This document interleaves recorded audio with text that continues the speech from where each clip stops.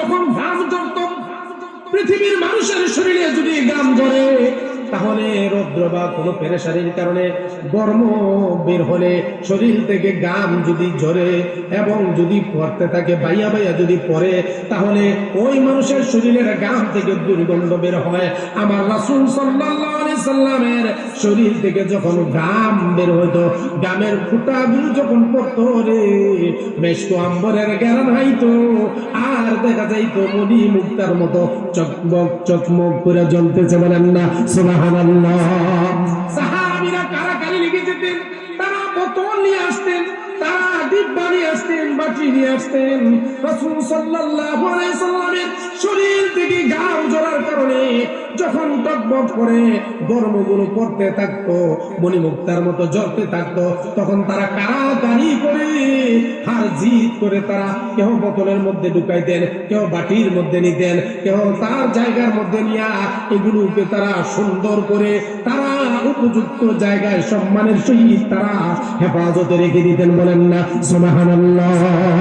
জিজ্ঞাসা করা হলো, তোমরা কেন রাসূল সাল্লাল্লাহু আলাইহি সাল্লামের এই গরমগুলোকে তোমরা এইভাবে কারাকারি করে নিতেছো, বোতলের মধ্যে ভরতেছো, কেন তোমরা বাটির মধ্যে নিয়ে তোমরা পারাপারি করে হেফাজত করতেছো? কারণটা কি?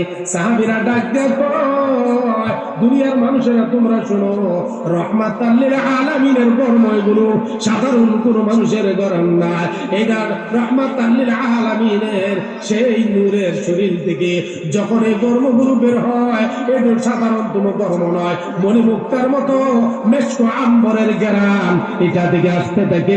আমরা রাসূল সাল্লাল্লাহু আলাইহি সাল্লামের এই গরমগুলো বোতলে রেখে দেই, মাঝে মধ্যে আমাদের প্রয়োজনে মেহমানদারি যখন হয়, বাড়িতে যখন বিদেশি বাহির থেকে বা এলাকা থেকে গণ্যমান্য ব্যক্তিবর্গ আসে, তখন আমরা বাড়িতে ঘরেতে আমার রাসূলের রাহমাতাল লিল আলামিনের গরমেরই মণিমুক্তার মতো টকবকে পড়া গরম এই সুগন্ধিগুলা আমরা বাড়ির ভিতরে ঘরের ভিতরে আমরা মেসেজ করে দেই, পুরা বাড়িটা পর্যন্ত সুগন্ধিতে ভরপুর হয়ে যায়। বলেন না সুবহানাল্লাহ। এটা হলো আমার রাসূল সাল্লাল্লাহু আলাইহি সাল্লামের একটা মুআজিজা আল্লাহর পক্ষ থেকে। কারণ হলো দুনিয়ার মানুষ ঘাম ঝরলে শরীর থেকে দুর্গন্ধ বের হয়, আমার রাসূল সাল্লাল্লাহু আলাইহি সাল্লাম ঘাম ঝরলে শরীর থেকে মণিমুক্তার মতো সুগন্ধি মেশক আম্বর বের হয়। বলেন না সুবহানাল্লাহ।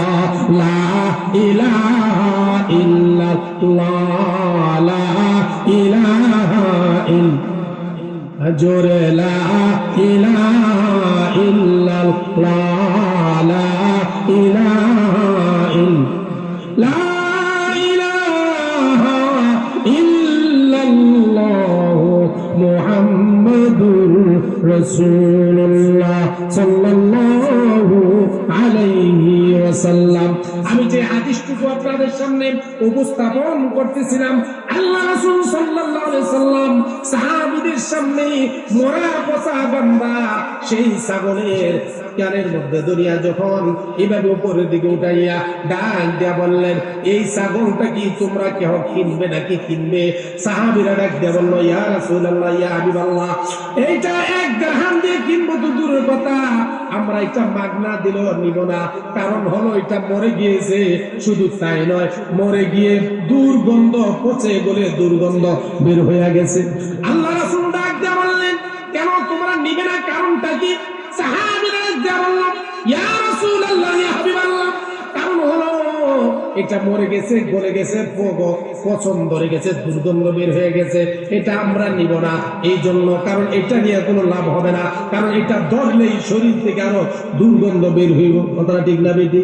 আল্লাহ রাসূল ডাকতে বললেন, সাহাবীরা তোমরা যেমনই ভাবে এই পচা গান্দা ছাগলের বাচ্চাটাকে তোমরা নিতে চাও না, আর দুনিয়াটাও তো এমনই, আমার আল্লাহ পাক রব্বুল আলামিন দুনিয়াটাকে তার চেয়েও বেশি নিকৃষ্ট বানাইয়া পৃথিবীতে পাঠাইছে। নাউজুবিল্লাহ বলে। কারণ এই দুনিয়ার মধ্যে কোনো শান্তি নাই, দুনিয়ার কোনো আল্লাহর কাছে কোনো দাম নাই। আমি যে কথাটা আমি আপনাদের সামনে আগেই উপস্থাপন করেছিলাম, আল্লাহ বলেছিলেন, বাল তুসিরুনাল হায়াতাদ দুনিয়া, এই দুনিয়াটা হচ্ছে একটা একদম নিরবিচ্ছিন্ন এবং আল্লাহর সবচেয়ে নিকৃষ্টতম। আল্লাহর কাছে দুনিয়ার কোনো দাম নাই, সম্মান নাই, ইজ্জত নাই। তোমরা দুনিয়াটাকে যতই সম্মান দাও না কেন, তোমরা দুনিয়াটাকে যতই চিরস্থায়ী মনে করো কেন, তোমরা দুনিয়াকে যতই আপন মনে করো না কেন, তোমরা দুনিয়াকে যত ভালোবাসো না কেন, কারণ এই দুনিয়াটা আল্লাহর কাছে কোনো দাম নাই। এই দুনিয়ার চেয়ে সবচেয়ে দামি হলো ওয়াল আখিরাতু খায়রু ওয়া আবকা। আখিরাত হচ্ছে সবচেয়ে দামি, সবচেয়ে সম্মানী, সবচেয়ে ইজ্জতওয়ালা। আর সেই আখিরাতে যদি তোমরা দুনিয়া থেকে নেক আমল করে যেতে পারো, ওই আখিরাতে যদি দুনিয়াতে তোমরা ঈমান নিয়ে যেতে পারো, আমল নিয়ে যেতে পারো, আল্লাহর ভয়, রাসূলের মহব্বত, ভালোবাসা, তাকওয়া, পরহেজগারি অর্জন করে যদি যেতে পারো, ওই দুনিয়ার মধ্যে তোমাদের জন্য সুউচ্চ সম্মান জনক অবস্থান আমার আল্লাহ তাআলা রেখে দিয়েছেন। বলেন না সুবহানাল্লাহ। কেমন জিনিস রেখে দিলেন, কাদের জন্য রেখে দিলেন? আল্লাহ পাক রব্বুল আলামিন বলেন, ইন্নাল্লাযীনা আমানু ওয়া আমিলুস সালিহাতি কানাত লাহুম জান্নাতুল ফিরদাউসি নুজুলা খালিদিনা ফিহা লা ইয়াবগুনা আনহা হিওয়ালা। আল্লাহ পাক রব্বুল আলামিন দুনিয়াতে যারা নেক আমল করে তাদের সম্বন্ধে বলেছেন, ইন্নাল্লাযীনা আমানু, নিশ্চয় যারা আল্লাহর উপর ঈমান এনেছে, ওয়া আমিলুস সালিহাত, ঈমান এনেছে এবং আমলে সালেহ করেছে। সুবহানাল্লাহ বলেন। আমলে সালেহ করেছে। বলে হুজুর আমলে সালেহ কি জিনিস? ঈমান আনার পরে একাত্মবাদ, আল্লাহর তাওহীদের উপর বিশ্বাস স্থাপন করা, নবী মুহাম্মদুর রাসূলুল্লাহ সাল্লাল্লাহু আলাইহি সাল্লামের রাসালাতকে মেনে নেওয়া, আল্লাহর একাত্মবাদ, রাসূল সাল্লাল্লাহু আলাইহি সাল্লামের রাসালাত যারা পরিপূর্ণভাবে মেনে নিতে পারলো, তারাই দুনিয়ার জমিনে আল্লাহর একমাত্র ঈমানদার বান্দা। বলেন না সুবহানাল্লাহ। এই জন্য আল্লাহ বললেন, ইন্নাল্লাযীনা আমানু, যারা ঈমান এনেছে আমি আল্লাহর উপরে, একাত্মবাদের উপরে, আমি আল্লাহর উপরে, তাওহীদের উপরে যারা একাত্মবাদের উপরে ঈমান এনেছে, ওয়া আমিলুস সালিহাতি, এবং যারা নেক আমল করছে। নেক আমল কি কি? নেক আমল হলো 5 ওয়াক্ত নামাজ আদায় করা, পবিত্র মাহে রমজানের রোজা রাখা, হালাল হারাম বেঁচে চলা, সত্যের উপরে প্রতিষ্ঠিত থাকা, মানুষের মাল আত্মসাৎ না করা, মানুষকে কষ্ট না দেওয়া, মানুষের সাথে গালমন্দ না করা, জেনা ব্যভিচার, বেপরদা না থাকা, পর্দার ভিতরে থাকা এবং জেনা ব্যভিচার না করা, মদ, জুয়া, ফেন্সিডিল, এই নেশাগ্রস্ত দ্রব্য, নিষিদ্ধ যে জিনিসগুলো আছে, শরীয়ত বিরোধী কোনো কাজ না করা, এগুলো হলো শরীয়তের সঠিক পরিপূর্ণভাবে আদায় করার নাম হলো আমলে সালেহ। বলেন না সুবহানাল্লাহ। ঈমান আনার পরে যারা আমলে সালেহ করবে, কানাত লাহুম জান্নাতুল ফিরদাউসি নুজুলা। আল্লাহ পাক রব্বুল আলামিন ওয়াদা করলেন, আমি আল্লাহ তাআলা ওই সমস্ত বান্দা বান্দীদের উপরে, তাদের জন্য আমি আল্লাহ তাআলা জান্নাতুল ফিরদাউস রেখে দিয়েছি। সুবহানাল্লাহ। আল্লাহর একটা জান্নাত আছে, একটা জান্নাতের মধ্যে সর্বশ্রেষ্ঠ জান্নাতের নাম হলো জান্নাতুল ফেরদাউস। যে জান্নাতুল ফেরদাউসের মধ্যে আমার বন্ধু, আমার আল্লাহর বন্ধু, আমাদের নবী প্রিয় হাবিব মুহাম্মদুর রাসূলুল্লাহ সাল্লাল্লাহু আলাইহি সাল্লাম যে জান্নাতে থাকবে, ওই জান্নাতের নাম হলো জান্নাতুল ফেরদাউস। ওই জান্নাতুল ফেরদাউস তাদেরকে আল্লাহ তাআলা দান করবেন যারা নাকি ঈমান আনার পরে নেক আমল করেছে, আল্লাহর উপর বিশ্বাস স্থাপন করেছে, নবীর রিসালাতকে বিশ্বাস স্থাপন করেছে এবং নিজেকে সব কিছু থেকে ক্লিয়ার রেখেছে, হালালের মধ্যে প্রতিষ্ঠিত রয়েছিল, মানুষের মাল আত্মসাৎ করে নাই, মানুষকে কোনোদিন কষ্ট দেয় নাই, চুরি ডাকাতি চিন্তায় বদমাশি জানা ব্যভিচার কোনো কিছু করে নাই, হালালের উপরে থেকে কষ্ট করে জীবন ধারণ করছে, তারপর অন্যের মালের দিকে কোনোদিন লোভ করে নাই। কথা ঠিক না বেঠিক? সুদ খায় নাই, ঘুষ খায় নাই, কারণ 1 টাকা সুদ খাইলে 36 বার আপন মায়ের সাথে জেনা করার গুনাহ। নাউজুবিল্লাহ বলেন। এই বাজরা মনে কোনো সুদ মুদ নাই, কি করে? অনেক ভালো এলাকা।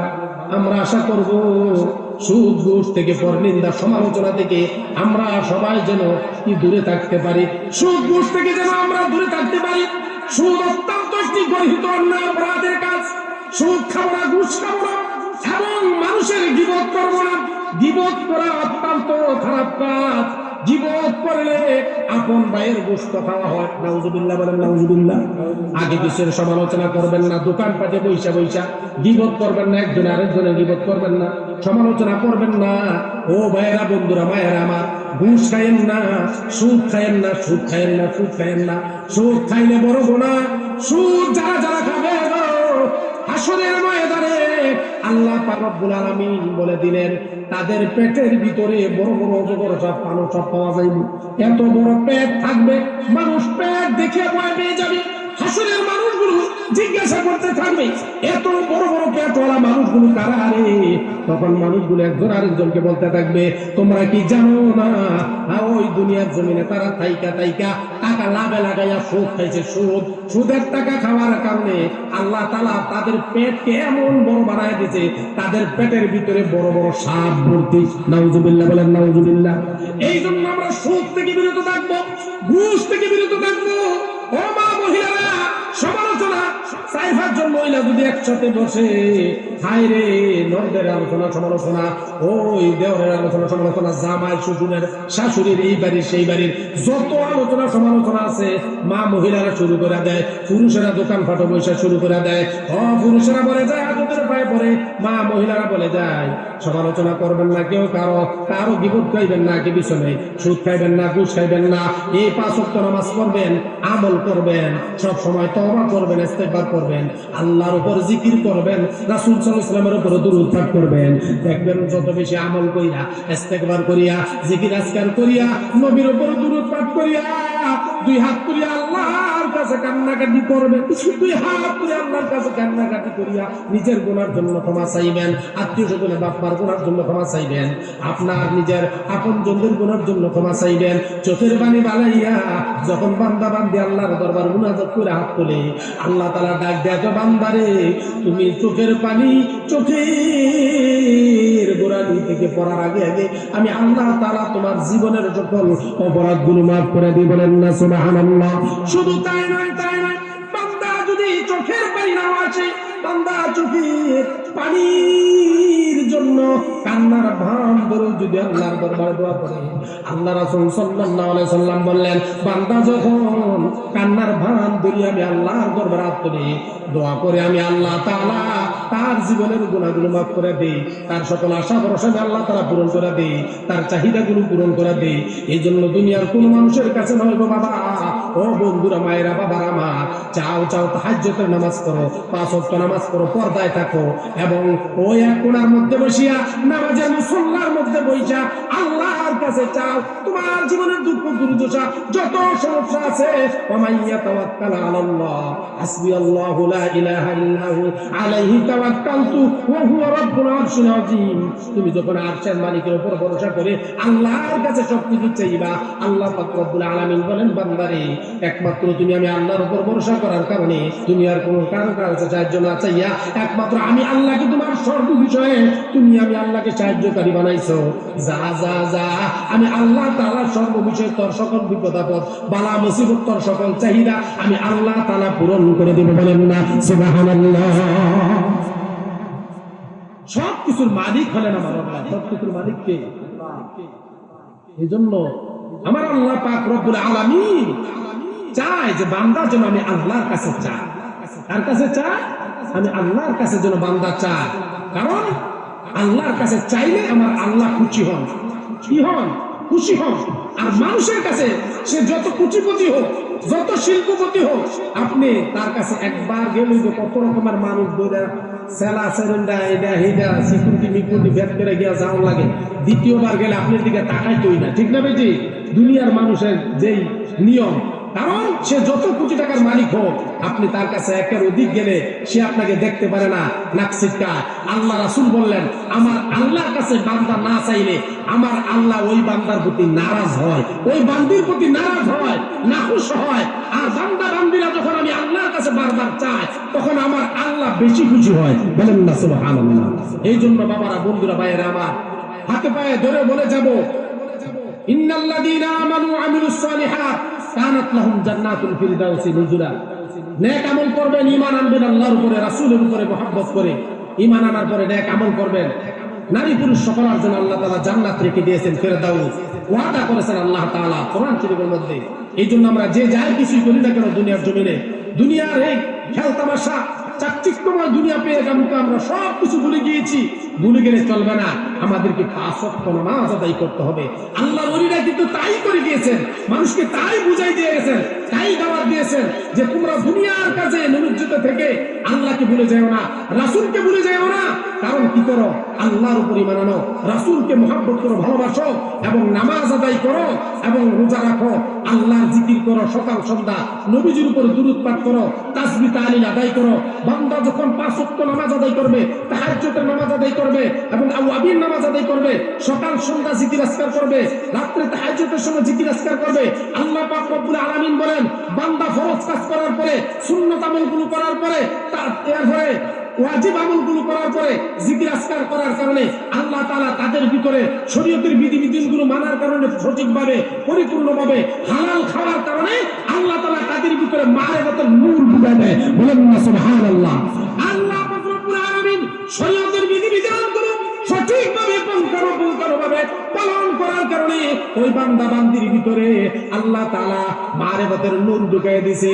মারিফাতের নূর ঢুকায় দেওয়ার কারণে ওই বান্দা বান্দি চক্ষু বন্ধ করে জমিনে সাত আসমানের উপরে কি আছে দেখতে পায়, চক্ষু বন্ধ করে জমিনে ওই বান্দা বান্দি সাত জমিনে নিজে কি আছে দেখতে পায়।